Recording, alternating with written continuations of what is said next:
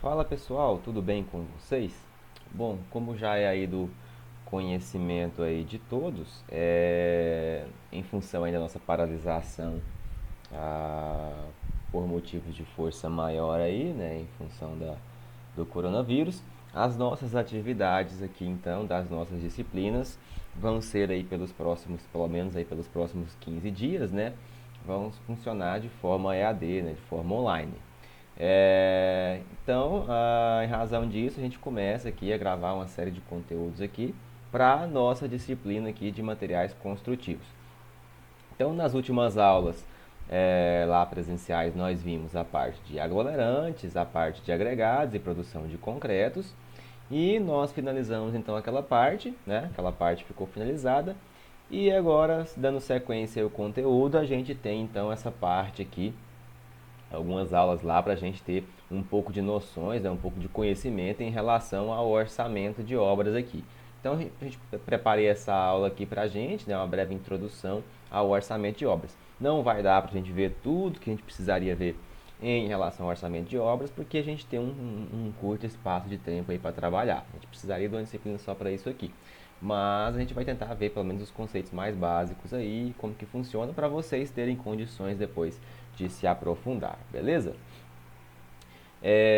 Então vamos lá, vamos começar aqui então. Vou tentar dividir essa aula em uma série de vídeos mais curtos, tá? Para não ficar muito cansativo. Vamos começar então. Então, deixa eu só pegar uma canetinha aqui. Quais que são os objetivos aí da orçamentação, né? Para que eu preciso fazer um orçamento de uma obra? Primeiro, para determinar os custos prováveis de execução daquela obra, né? Eu preciso saber se aquela obra que a gente vai estar trabalhando, aquela obra que a gente está pensando em projetar, se eu vou ter condições de executar ela, se ela vai ficar viável para mim financeiramente. E a gente só consegue isso se a gente tiver como base aqui um orçamento. Porém, todo orçamento ele é uma estimativa, então não tem como eu falar que meu orçamento ele é 100% preciso. O que a gente quer é que o nosso orçamento chegue o mais próximo possível da realidade dos custos lá daquela obra.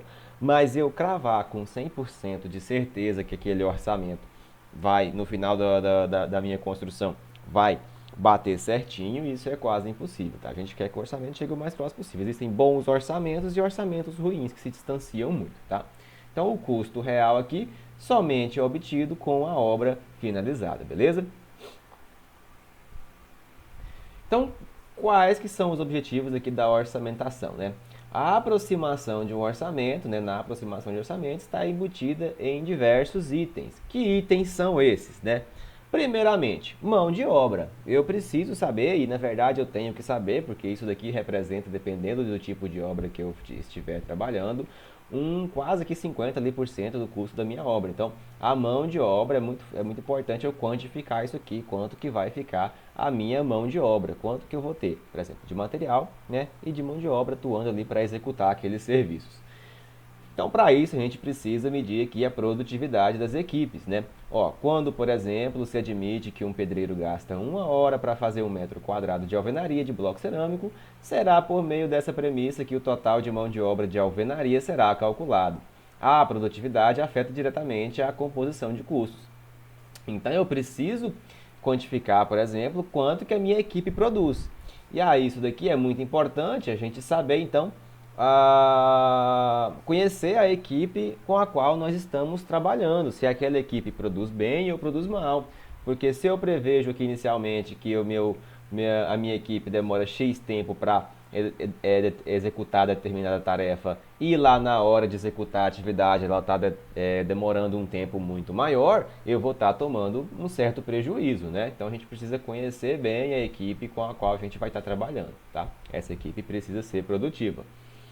E embutido aqui na mão de obra, quando nós vamos contratar lá uma equipe, nós temos que nos atentar para os encargos sociais e trabalhistas, né? Ó, o percentual de encargos que incidem sobre a mão de obra leva em conta premissas tais como incidência de acidente do trabalho, rotatividade para o cálculo de aviso prévio, falta justificada e outros elementos arbitrados aí a partir de parâmetros estatísticos e históricos, além dos nossos impostos, INSS e tudo mais. Então, Dentro aqui do custo que o funcionário vai ter, a gente tem os encargos sociais e trabalhistas, tem que estar prevendo isso daqui, né? Questão com aviso prévio e tudo mais, férias e tudo mais, tá? Então, dentro da mão de obra, a gente tem que ficar atento para isso daqui, beleza? Outro custo que nós temos, e esse aqui muito relevante também, é o custo com o material, né? Vou ter que comprar os materiais que vão servir para fazer aquela edificação, aquela obra, né? Dentro dos materiais aqui, nós temos então, né, o que vai contribuir ali para o nosso orçamento, o preço dos insumos. Ó. Não se pode afirmar com certeza que os preços cotados durante a orçamentação serão praticados durante a obra. Então vamos lá. Eu cotei lá na época que eu fiz o orçamento, né? 2 meses atrás eu fiz o orçamento para aquela obra e o preço do cimento estava X, o preço do tijolo estava Y. Chegou lá na época da obra, foi se comprar lá aqueles materiais e aí houve alguma coisa, alguma coisa na economia, alguma coisa nesse sentido, e os preços desses produtos eles podem ter aumentado. Então, inicialmente, eu não conseguiria prever esse aumento do preço dos insumos. O orçamento eu faço com os preços vigentes que eu tenho naquele momento ali. Depois, se demorar um determinado período para fazer a compra e aquisição desses insumos, pode ser que tenha uma variação nesse preço. Esse preço pode aumentar, né? Ou ele pode diminuir. Se ele diminuir, ótimo, perfeito, né? Agora, se ele aumentar, é aí que nós temos um problema, porque a gente já começa a desbalancear aqui o nosso orçamento, beleza? Impostos, né?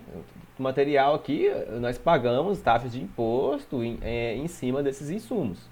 Então, ó, os impostos embutidos no preço de aquisição dos insumos podem variar durante a obra também. Além disso, a base de cálculo de imposto, como o ISS, é estimada para fins de orçamento. Então, imposto pode ser outro parâmetro aí variável, né, durante a nossa execução. E dentro dos materiais aqui, a gente tem que considerar também um percentual aqui de perda, tá? Desses materiais, né? O bloco cerâmico que pode quebrar, ou, por exemplo, eu compro lá o aço, né? A armadura, e aí o meu armador vai fazer as armaduras lá das nossas vigas.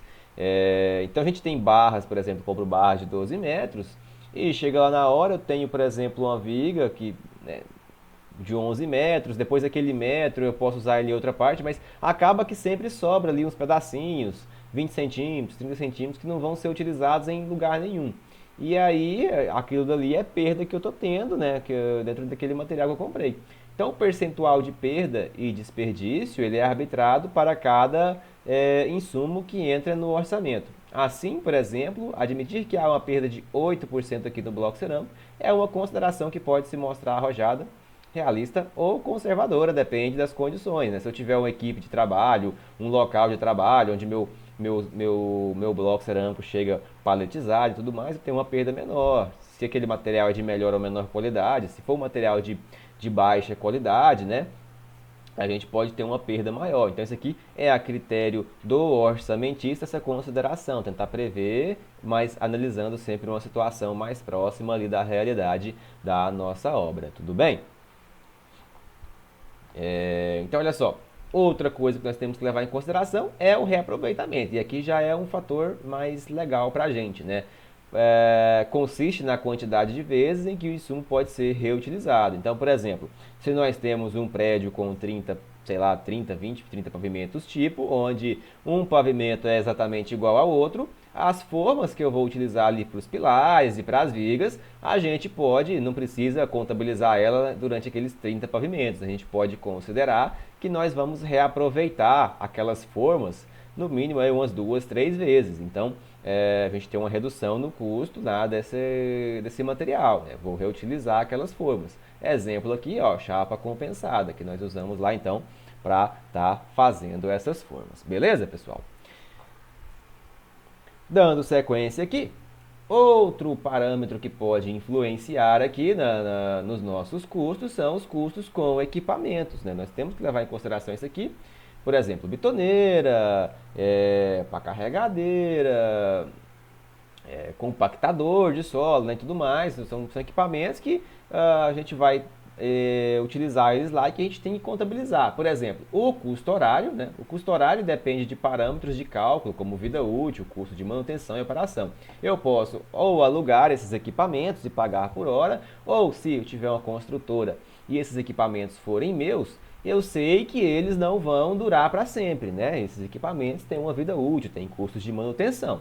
E eu não posso colocar lá no meu orçamento, por exemplo, e embutir lá somente, por exemplo, o gasto que esse equipamento vai ter ou de energia elétrica ou de combustível, porque a cada vez que eu uso esse equipamento, ele vai estar se deteriorando, ele vai estar percorrendo o caminho ao longo da sua vida útil. Então eu tenho que embutir os custos de manutenção, né, e da vida útil desse equipamento lá dentro do meu orçamento, né? Se eu compro um equipamento por 100 mil reais, esses 100 mil reais eu preciso diluir ele à medida do que eu vou usando esse equipamento ao longo da vida útil dele. Se não chega lá na vida útil, no final da vida útil dele, eu perdi esses 100 mil reais. Então, ao chegar ao final da vida útil desse equipamento, aqueles 100 mil reais que eu investi comprando aquele determinado equipamento, aquela máquina, não sei, eu preciso ter esse dinheiro para mim poder comprar um novo equipamento, senão não faz muito sentido, né? Então, e a produtividade desse equipamento. Ó. Quando se assume, por exemplo, que uma escavadeira escava 50 metros cúbicos de solo por hora, há uma margem de incerteza incluída, pois a produtividade é função da disponibilidade mecânica desse equipamento, percentual de tempo em que o equipamento está em condições mecânicas de ser utilizado, e o coeficiente de utilização, percentual de tempo disponível em que o equipamento efetivamente trabalha. Se ele faz 50 metros cúbicos por hora, depende, por exemplo, se naquele momento, se ele vai estar trabalhando, por exemplo, essa hora inteira, o cara vai estar operando esse equipamento durante todo esse período de tempo, né? Então, são coisas que têm que ser levadas em consideração aí na composição aí do nosso orçamento. Então, perceba que são uma série de fatores que a gente tem que ficar bem atentos aí, tá bom? Então, essa aula está com 12 minutos, eu vou encerrar essa aula aqui e a gente dá continuidade na próxima aula aí, beleza? Então, obrigado pela atenção e a gente se vê na próxima aula.